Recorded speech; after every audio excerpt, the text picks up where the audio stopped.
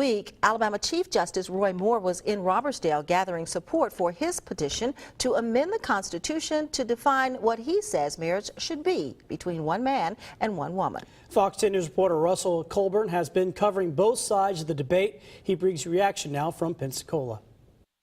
We have the same rights that other people should be able to have, and at the present time we don't. Reverend Patrick Rogers speaking to the Pensacola City Council back in November 2013. The group would eventually vote to allow domestic partnerships. For the lesbian, gay, bisexual, and transgendered, or LGBT community, it was a win, but a small one in the grand scheme of things. This issue is really about validation of relationships. It's not about biblical interpretation.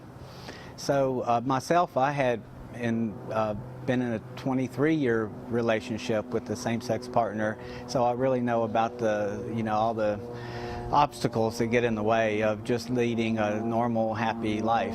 We went to Hawaii 21 years ago. And so you're not recognized here in Florida? Absolutely not. How does that make you feel? Sickening. But now, 3 months later, an LGBT victory on a much larger scale. Our nation has made great strides on the road to LGBT equality, a cause that I believe is a defining civil rights challenge of our time. U.S. Attorney General Eric Holder promising same-sex couples some of the same marriage rights and benefits as opposite-sex marriages. Initially, the first thought was, it's about time. He's progressive. I really admire him. And then I thought, what a brave guy.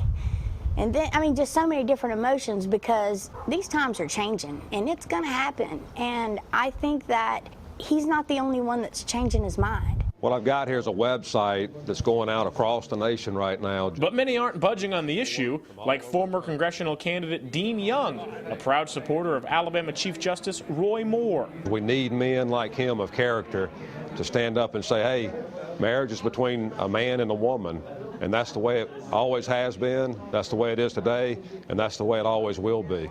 Moore recently mailed letters to every governor in the nation to rally support for a federal constitutional amendment banning same-sex marriages. What are you expecting?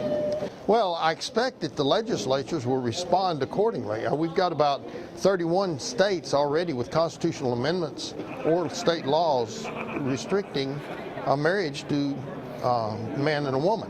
So I think that these legislatures should respond, wanting a constitutional amendment to do the same. If we can't get in our nation back to the godly principles that made our nation great, we're going to lose our country as we know it. We can see right now the president of our country validates the relationships. The Supreme Court of our country validated the relationships, and like a third of the states now have validated the relationships. So at some point in a battle, you have just to realize that, it's over.